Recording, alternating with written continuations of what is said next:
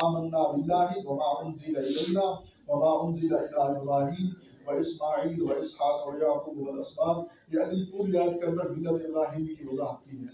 فرمایا کہ ہم ایمان لے آئے اللہ پر. اللہ پر ایمان لانا، اللہ کی ذات و صفات پر ایمان لے آنا، اللہ تعالیٰ نے جو کچھ اتارا اس پر ایمان لے آنا، یہ آگے آ رہا ہے. تو فرمایا ہم اللہ پر ایمان لے آئے کہ ہم اللہ کے ساتھ کسی کو شریک نہیں بناتے. اللہ کی ذات میں کوئی شریک نہیں، اللہ تعالیٰ کی مخصوص صفات میں کوئی شریک نہیں، اور اللہ تعالیٰ ہی حلال اور حرام کرنے والے ہیں، نہ کہ کوئی اور. جیسے کہ یہود و نصارہ وہ اپنے پادریوں کو کہتے تھے کہ جو چیز یہ حلال کر دے حلال ہو جائے گی، جو حرام کر دے حرام ہو جائے گی. لیکن ہمارا ایمان اللہ پر ہے کہ جو کچھ حلال کیا اللہ نے کیا، جو کچھ حرام کیا اللہ نے کیا.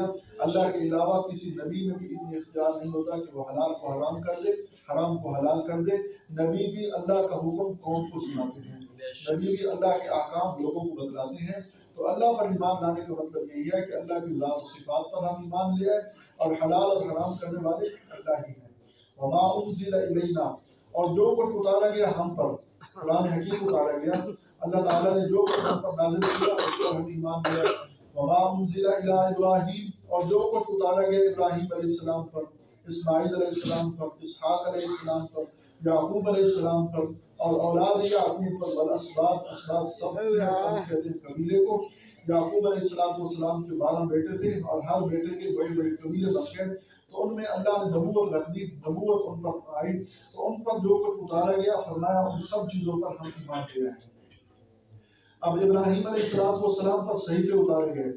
حضرت امام شافعی رحمہ اللہ فرماتے ہیں کہ اللہ تعالیٰ نے 104 کتابیں نازل فرمائیں. 104 مشہور کتابیں ہیں، قرآن حکیم، تورات، انجیل، زبور، یہ مشہور کتابیں ہیں. باقی چھوٹے چھوٹے صحیفے مختلف انبیاء پر اتاری گئے، جن کی تعداد 100 ہے. ان 4 کے علاوہ وہ 100 ہے.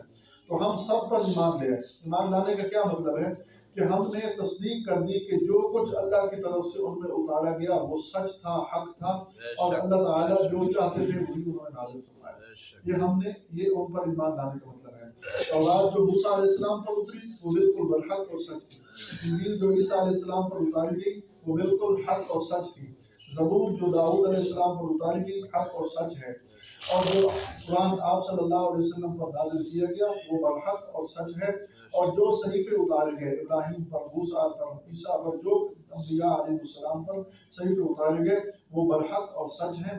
ہم کسی کی بھی تردید نہیں کرتے. یہ ہے ایمان، یہ ہے معتدل رستہ جو اللہ نے سنت کو ادا فرمایا، امت وسط فرمایا، تو معتدل امت ہو.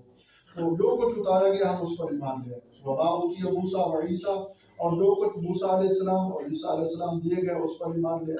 وما اوتي النبیون من ربهم، اور جو کچھ انبیاء کو اپنے رب کی طرف سے دیا گیا ہم اس پر ایمان لے آئے. لا نفرق بین احد منهم، ہم انبیاء میں سے کسی میں تفریق نہیں کرتے. ہم انبیاء میں سے کسی کی تفریق نہیں کرتے جیسے یہود و نصارہ کرتے ہیں. یہود موسیٰ علیہ السلام کو مانتے ہیں، عیسیٰ علیہ السلام کا انکار کرتے ہیں. نصارہ عیسیٰ علیہ السلام کو مانتے ہیں، موسیٰ علیہ السلام کو نہیں مانتے. اور یہ دونوں طبقے مل کر اپنے نبیوں کو مانتے ہیں، امام الانبیاء صلی اللہ علیہ وسلم کو نہیں مانتے. یہ وہ فرق کرتے ہیں. اور مشرکین انہوں نے اپنے مرضی کے، وہ کہتے ہیں ہم صرف ابراہیم علیہ السلام کو مانتے ہیں اور کسی کو نہیں مانتے. لیکن امت مسلمہ، امت محمدیہ کا یہ اعجاز ہے، امت محمدیہ کا یہ امتیاز ہے کہ ہم ہر نبی کو مانتے ہیں. آدم علیہ السلام سے لے کر امام الانبیاء صلی اللہ علیہ وسلم تک جتنے بھی نبی آئے وہ سارے نبی برحق ہیں.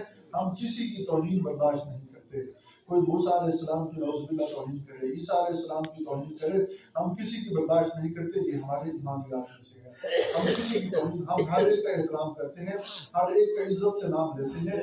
بلکہ موسیٰ علیہ السلام اور عیسیٰ علیہ السلام کی جو شان اللہ نے قرآن میں بیان کی ہے، شاید کہ وہ آج کل کی موجودہ ان کی بائبل، ان کی تورات اور انجیل میں بھی نہ ہو. جو قرآن حکیم کے سینوں میں ان کا مقام اور ان کی شان محفوظ ہے. تو ہم ہر ایک کا احترام کرتے ہیں اور ہر ایک پر ایمان لاتے ہیں. لا نفرق بین احد منهم کا یہی مطلب ہے کہ ہم کسی میں فرق نہیں کرتے کہ کسی کی تنقیص کریں، کسی کو اونچا چڑھا دیں. ہم ایسا نہیں کرتے.